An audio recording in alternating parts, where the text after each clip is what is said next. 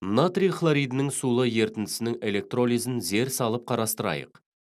Ертіндіде натрий иондар және хлорид иондар бар. Сондай-ақ онда су диссоциациясынан пайда болған сутек иондары мен гидроксид иондар да болады. Оң зарядталған натрий және сутек иондары теріс зарядталған катодқа қарай жылжиды.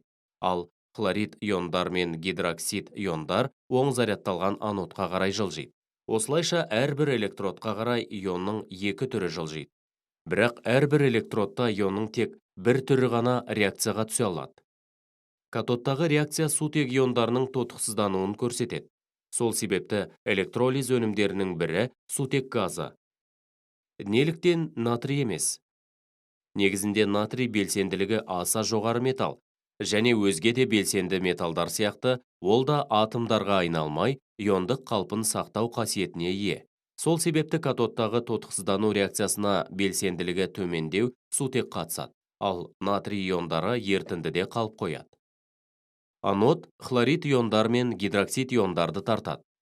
Хлорид иондардың электродтық реакцияларға түсу бейімділігі жоғарырақ, сондықтан анодтағы өнім газ күйіндегі хлор болады да, гидроксид иондар ертіндіде қалып қояды.